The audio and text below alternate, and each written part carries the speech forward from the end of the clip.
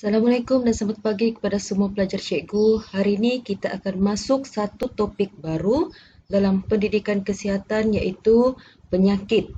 Kita akan bincangkan tentang jerawat, senggugut dan kanser cervix.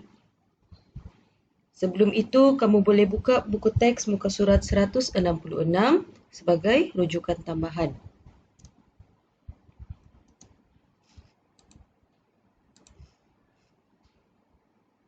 Okey, apa yang dimaksudkan dengan jerawat? So, jerawat ni maksudnya adalah radang kelenjar sebaceous yang mengandungi nanah pada kulit. Okey, kalau kamu perasan jerawat tu kan, bila dia sudah masak dia dah putih-putih kan, itu sebenarnya nanah. Okey, puncanya disebabkan oleh infeksi bakteria Propionibacterium. Okey, itu punca dia. Bagaimana untuk mengatasi? So, cara-cara untuk mengatasi biasanya kita akan cuci muka dengan lebih kerap. Okay, minimum 2 kali sehari. Okay, tapi ada orang yang jaga dia punya kulit muka, dia akan cuci ada yang 3 kali sehari, 5 kali sehari. Tapi tidak boleh juga terlalu kerap kerana akan menyebabkan kulit muka menjadi kering. Okay, yang kedua, mengelakkan menggunakan kosmetik berasaskan minyak. Artinya masa kamu mau beli kosmetik tu, kena tengok sesuai atau tidak dengan kulit muka kamu. Jangan main beli saja. Okay, contohnya si Crystal pakai jenama Maybelline, si Emily pun mau pakai jenama Maybelline. So tidak boleh, dia kena ikut kulit muka masing-masing. Tengok jenis kulit. Okay, yang ketiga, pilih pemakanan yang sihat iaitu sayur dan buah. Okay, jangan makan junk food, sejak keropok, gula-gula. Dia mesti seimbang. Okay? Artinya kamu kena makan mengikut piramid makanan. Yang keempat ialah minum air masak dan bersenam. Okay, bila kamu banyak minum air masak dan kamu bersenam, toksik-toksik dalam badan kamu tu akan keluar melalui peluh dan juga semasa kamu membuang air. Okey, so apa jenis-jenis jerawat? So sini ada 3 jenis jerawat yang cikgu senaraikan. Yang pertama ialah bintik putih atau bintik hitam. Okey, sana ada typing error sikit ataupun comedones. Yang kedua adalah bonjol merah yang bernanah. Ini yang besar punya. Okey, yang ketiga bintil dan pembentukan kista. Okey, yang ini ialah fasa-fasa jerawat. Okey, maksudnya fasa pertama ni dia belum teruk lagi lah. So, yang pertama ni jerawat yang keluar adalah seperti tanda kecil yang berwarna merah. Dia macam bintik merah. Okey, bintik hitam atau putih akan keluar di sekitar hidung. Jerawat ni paling sakit kalau dia keluar dekat telinga, dekat atas hidung, kan? Kamu pegang sakit. Tapi kamu gatal juga mau pegang, kan? Okey, yang ke fasa kedua adalah jerawat tu akan tumbuh menjadi semakin membesar. Mula-mula dia tadi bintik saja. Okay, lama-lama dia membesar dan bila fasa ketiga dia akan menjadi satu gumpalan atau nodul yang mengandungi nanah, sel kulit mati dan juga infeksi bakteria. Sebab tu bila kamu berjerawat jangan picit tu jerawat. Gatal betul tangan kamu mau picit. Sebab apa? Bila kamu picit, bakteria tu akan tersebar. Okey, contoh kamu picit dekat pipi. Sekali lepas dari pipi tu kamu belum cuci tangan, lagipun masa kamu picit tu sudah ada darah yang merebak ke tempat lain, tiba-tiba di dahi pula ada jerawat. Okay, dia boleh merebak. So, elakkan untuk picit jerawat.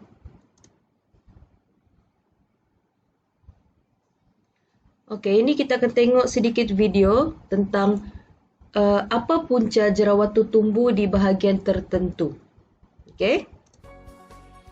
Halo Sobat Santai, kali ini kita akan membahas penyebab jerawat di wajah.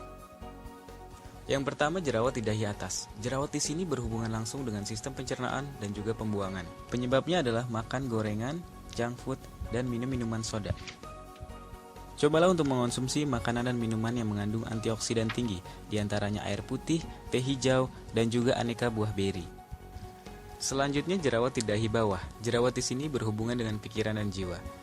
Penyebabnya adalah pola tidur berubah, stres, depresi, dan sirkulasi darah yang tidak lancar. Hindarilah begadang dan usahakan tidur sebelum jam 11 malam. Kurangi stres dengan cara menonton film favorit atau membaca buku. Jerawat di hidung. Jerawat di hidung berhubungan dengan jantung. Penyebabnya adalah tekanan darah yang tinggi, emosi jiwa, dan tekanan batin. Selanjutnya, jerawat di sekitar alis. Untuk mencegah jerawat di sekitar alis, Kurangi atau hentikan minuman beralkohol dan juga makanan berlemak tinggi. Jerawat di daun telinga. Jerawat di sini berkaitan dengan kesehatan ginjal. Untuk menjaga kesehatan ginjal, cukupi asupan air putih 2 liter atau 8 gelas sehari dan kurangi garam dan kafein. Jerawat di pipi. Berhubungan dengan kesehatan paru-paru dan pernapasan. Faktor yang mempengaruhi kesehatan paru-paru diantaranya alergi debu, polusi udara, sirkulasi udara, merokok, dan juga asap rokok. Jerawat di sekitar mulut dan dagu. Berhubungan dengan sistem pencernaan seperti lambung dan usus halus. Untuk menjaga kesehatan pencernaan, perbanyak serat dan juga buah segar. Selanjutnya jerawat di pinggiran dagu. Jerawat di area ini biasanya disebabkan karena pola menstruasi yang tidak teratur dan ketidakseimbangan hormon. Demikian informasi mengenai penyebab jerawat dan pencegahannya. Semoga bermanfaat. Oke kelas, so sekarang ni kamu sudah tahu bila jerawat tu tumbuh di sesuatu bahagian tu, kamu tahu sudah apa punca dia. Okay, contoh tadi di dahi pasal stres, okay, di pipi pasal paru-paru, pernafasan. Maksudnya bila apalagi kalau orang alergik habuk kan, ada orang alergik habuk, dia kena si habuk sikit terus otomatik muka dia gatal. Tu sebab ada kesan dengan dia punya pernafasan. Jadi infeksi dia ataupun dia punya kesan dia pada pipi.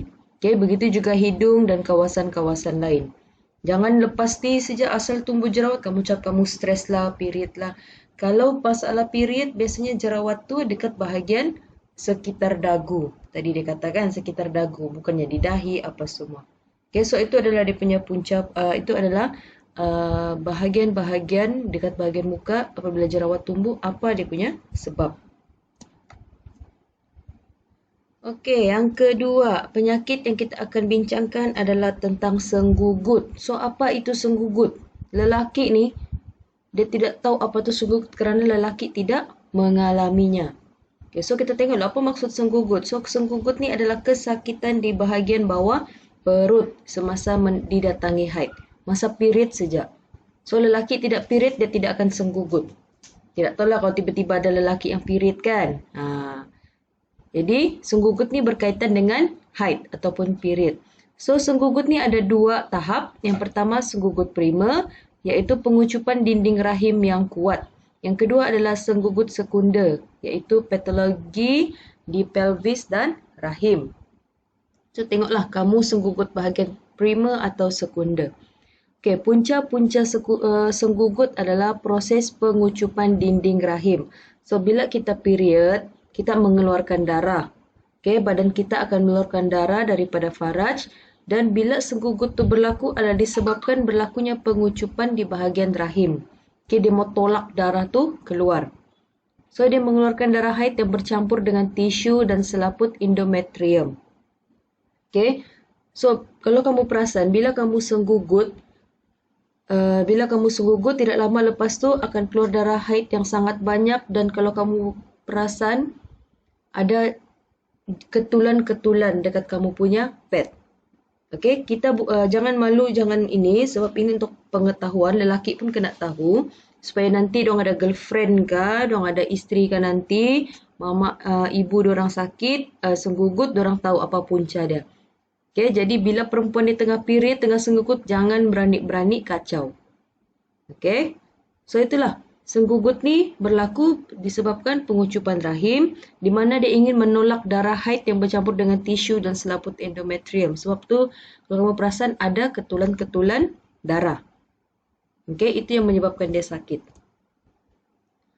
Okey, bagaimana untuk mengatasi senggugut? Yang pertama, kita akan mula dari amalkan senaman. So, bukannya maksud dia time senggugut tu kamu buat senaman. Tidak, bukan time period tu kamu buat senaman. Maksudnya sehari-hari.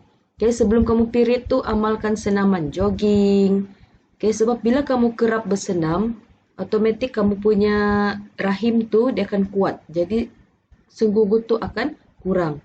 Tapi bila kamu tidak pernah bersenam, tiba-tiba kamu bersenam, 2-3 hari lepas tu kebetulan kamu period, kamu akan rasa sesuatu sakit yang amat sangat.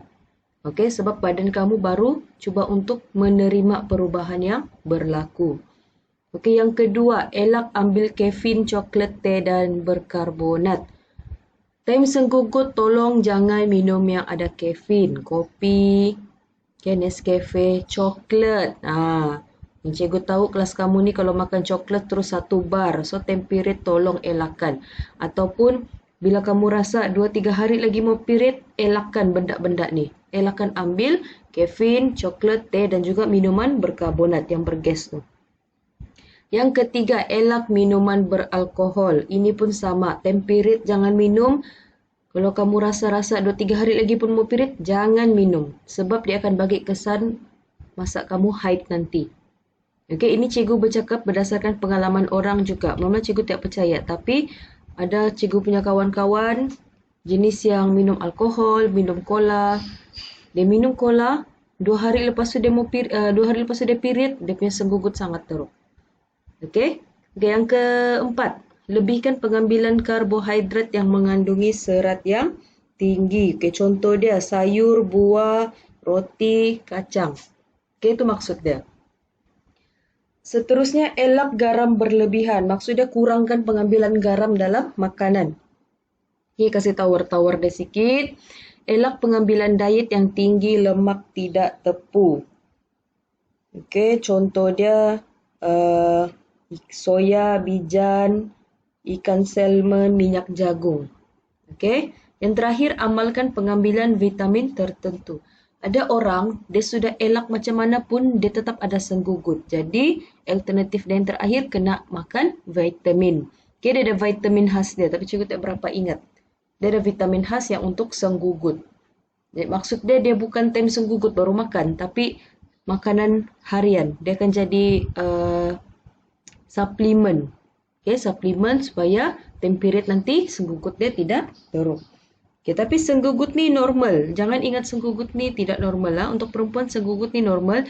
Yang membezakan dia punya tahap kesakitan. Ada yang dia senggugut tapi dia masih boleh berlari. Ada yang dia senggugut sampai tahap dia mau duduk pun tidak boleh. Dia berguling-guling sejak atas katil. Right? So, senggugut juga ada 3 fasa. So, yang pertama adalah 1 atau beberapa sel telur yang tumbuh setiap kali menstruasi dan sekitar hari ke-14. Okay, ini dalam sains pun kamu ada belajar lah. Yang kedua, dinding rahim akan mengalami keruntuhan dan keluar melalui vagina dalam bentuk darah dengan kadar kepekatan yang berbeza-beza. Okay, lain orang lain dia punya kepekatan. Sebab tu bila darah haid tu semakin pekat, senggugut dia semakin kuat ataupun sakit. So, yang ketiga, dalam masa 4 hari pendarahan berlakunya senggugut. Senggugut terjadi apabila dinding rahim menguncup dengan kuat. Secara normalnya ataupun secara klinikal, secara kajian, senggugut ni biasanya berlaku pada hari ke-4 period. Okay, tapi ada orang sebelum period dia sudah senggugut. Ada lagi yang hari pertama dia sudah senggugut. Okay, hari pertama, hari kedua dia senggugut, lepas tu tiada. Ada yang hari pertama, hari kedua dia tidak senggugut, hari ketiga dia senggugut. So, dia berbeza-beza. Dia ikut badan seseorang. Ikut antibody, ikut penerimaan badan. Tapi biasanya orang akan kena senggugut. Okey, kita tengok sedikit video daripada Kementerian Kesihatan Malaysia berkaitan dengan period dan juga senggugut. Senggugut. Senggugut adalah sakit sebelum dan semasa datang haid. Gejala-gejala lain yang mungkin berlaku pada masa yang sama adalah perubahan fizikal, psikologi dan emosi. Gejala ini termasuklah sakit kepala, kemurungan, gangguan emosi, payudara bengkak atau sensitif, rasa loya, masalah tidur dan perut kembung. Rahim wanita terdiri daripada 3 lapisan, iaitu perimetrium, lapisan luar, myometrium, otut atau lapisan tengah, dan endometrium, lapisan dalam. Semasa ovulasi atau pelepasan telur berlaku, lapisan endometrium telah menebal untuk menerima telur yang akan disenyawakan. Telur yang dipersenyawakan akan melekat pada dinding endometrium ini. Jika persenyawaan tidak berlaku, selaput endometrium akan luruh bersama darah haid. Senggugut atau dysmenorrhea ialah kesakitan di bahagian perut, ari-ari dan pinggang yang dialami pada permulaan haid. Ia terbahagi kepada senggugut primer, biasa dan sekunder disebabkan oleh penyakit. Senggugut primer biasanya datang dalam masa setahun selepas haid pertama, baligh. Ia dialami sebelum dan pada permulaan ketika haid. Rasa sakit disebabkan oleh penguncupan rahim yang sangat kuat untuk mengeluarkan ketulan darah haid yang bercampur selaput endometrium. Penguncupan rahim yang kuat ini disebabkan oleh bahan kimia prostaglandin yang berinteraksi dengan penghujung saraf yang mengesan rasa sakit dalam tubuh. Lebih banyak prostaglandin yang dihasilkan, semakin kuat dan lebih kerap pergerakan otot di dalam rahim pada hari pertama, maka semakin kuat sakitnya.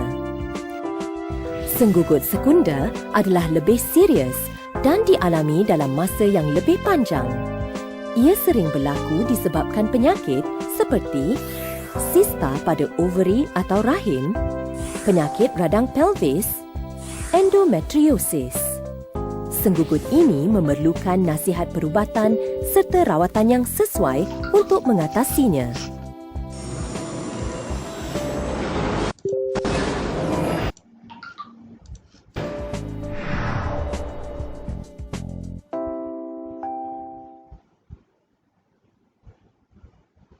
Okey, diharapkan video tadi kamu dapat gambaran serba sedikit apa itu senggugut dengan lebih lanjutlah, terutama yang lelaki.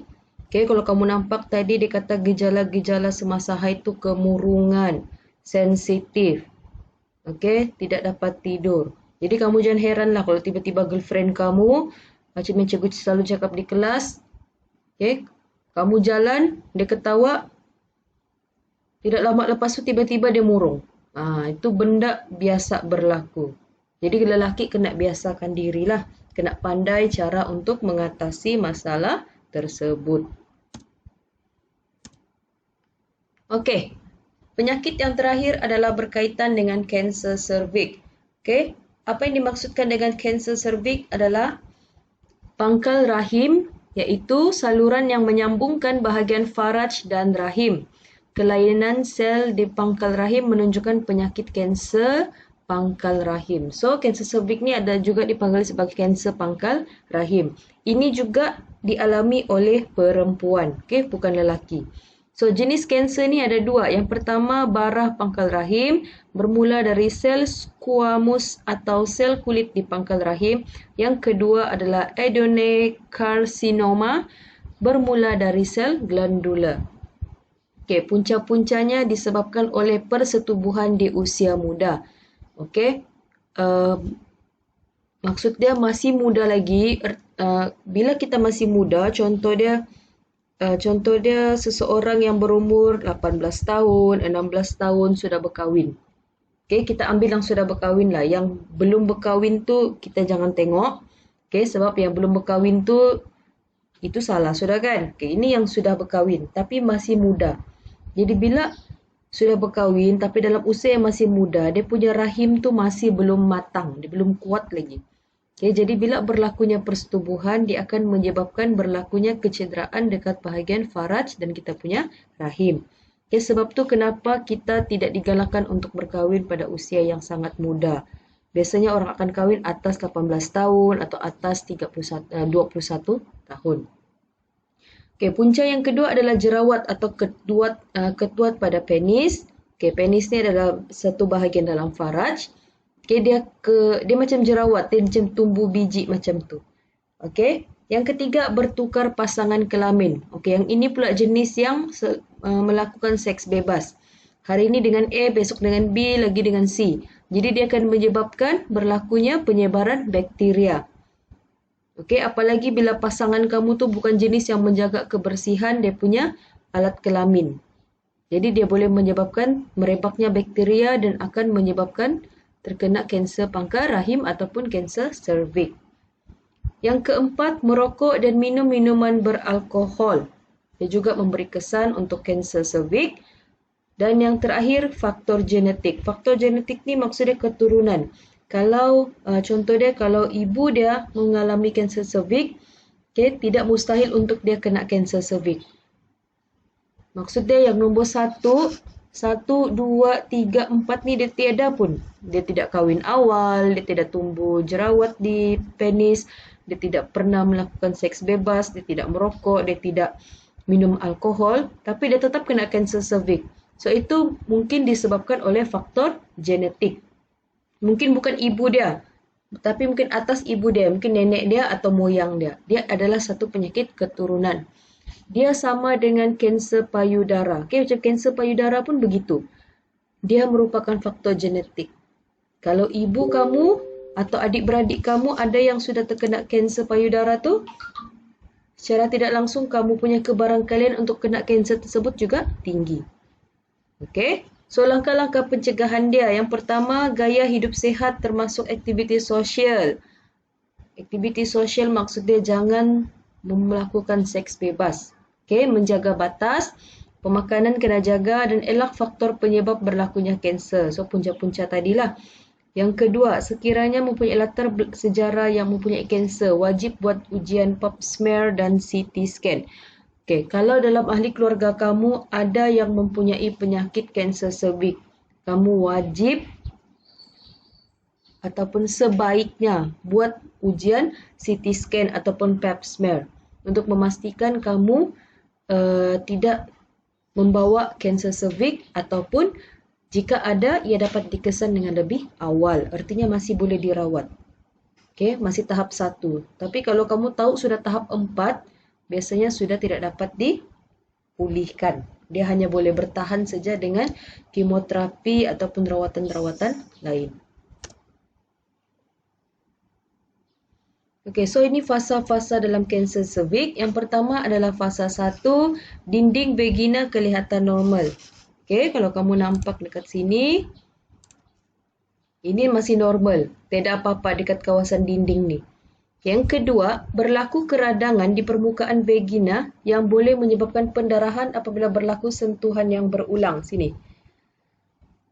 Dekat bahagian sini dia mula kemerah-merahan. Okay, sebab tu kenapa dia tidak digalakkan untuk persetubuhan di usia yang muda. Sebab kita punya faraj belum matang. Jadi bila berlaku sentuhan yang berulang, dia akan menyebabkan keradangan dekat sini, merah. Okay, manakala fasa ketiga adalah kanser serviks sudah mula merebak ke tisu yang berdekatan dan mewujudkan kapilari baru yang tidak normal. Okay, bila dia sudah merebak, daripada hujung sini dia akan merebak semakin ke atas dan ini adalah kamu punya dinding serviks yang paling bawah, dia akan jadi sesuatu yang tidak normal sudahlah, dia kemerah-merahan. Okay. Okey, ini juga daripada Kementerian Kesihatan Malaysia. Penerangan lebih lanjut tentang kanser serviks. Kanser serviks. Kanser serviks juga dikenali sebagai kanser pangkal rahim. Serviks merupakan bahagian pangkal atau bawah rahim yang bersambung dengan faraj. Kanser serviks juga adalah penyakit di mana sel-sel di serviks membiak secara luar biasa. Ia terbahagi kepada dua peringkat di mana pada peringkat awal kanser, ia berlaku di sekitar serviks. Peringkat lewat pula berlaku apabila kanser merebak ke tisu-tisu berhampiran atau organ tubuh yang lain. Kanser serviks merupakan kanser ketiga terbanyak di kalangan wanita selepas kanser payudara dan kanser usus. Dianggarkan lebih kurang 12 orang wanita dari setiap 100,000 penduduk di Malaysia menghidap kanser ini. Penyebab sebenar tidak diketahui, tetapi terdapat beberapa faktor risiko yang mungkin boleh dikaitkan dengan penyakit ini. Wanita yang berisiko tinggi adalah seperti berikut. Memulakan perhubungan seks pada usia terlalu muda. Mempunyai pasangan seks berbilang.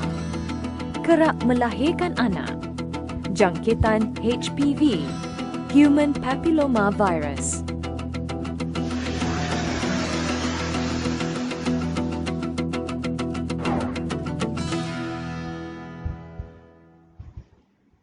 Okey kelas, so cikgu harap dengan penerangan tadi akan membuatkan kamu lebih faham tentang kanser cervix.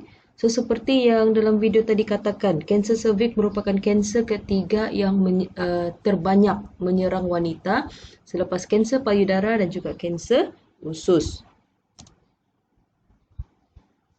Okey, ini adalah satu video daripada Indonesia di mana doktor ni bagi sedikit penerangan bagaimana cara untuk mencegah dan mengobati kanser cervix.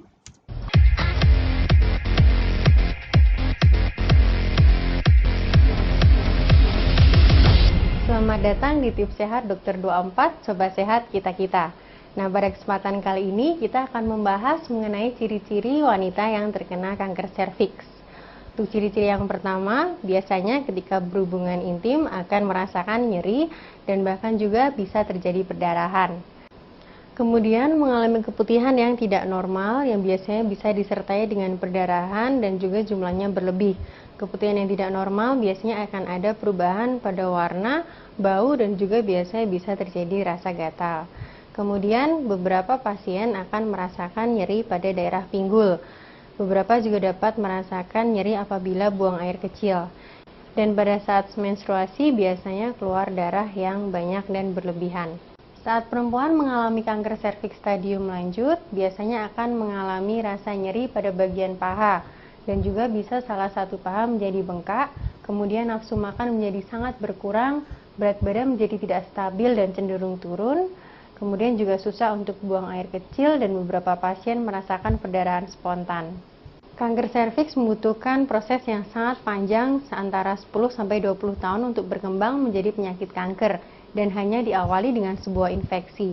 Oleh karena itu, karena pada awalnya tidak ada keluhan dan tidak bergejala, disarankan kepada perempuan untuk paling tidak melakukan pemeriksaan pap smear setiap 1 tahun sekali.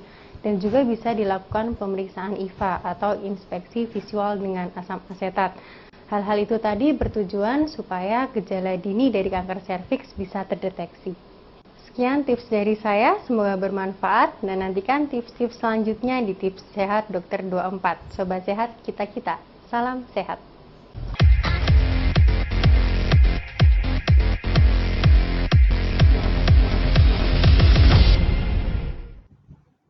Okey kelas. So, sekarang kamu sudah tahu bagaimana kanser serviks ni boleh dicegah dan juga cara untuk mengobati.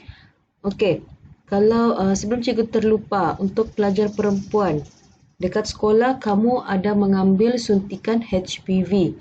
Okey, suntikan tersebut adalah satu suntikan untuk mengelakkan kanser serviks. Okey, tetapi kebarangkalian untuk perempuan yang telah mengambil suntikan HPV ni tidak terkena kanser serviks tu sebenarnya masih ada. Okay, dia cuma satu pencegahan atau satu cara untuk kita mengurangkan kanser serviks itu dalam badan kita. So apa-apa pun kamu kena jaga kesihatan, okay, terutamanya yang perempuan. Okay, pelbagai penyakit yang dialami oleh perempuan sahaja dan tidak dialami oleh lelaki. Okay, sebarang pertanyaan kamu boleh WhatsApp cikgu di grup. Okay, lepas ni cikgu akan bagi kamu sedikit nota untuk kamu salin dan juga latihan. Okay, selamat menonton video ini. Bye-bye.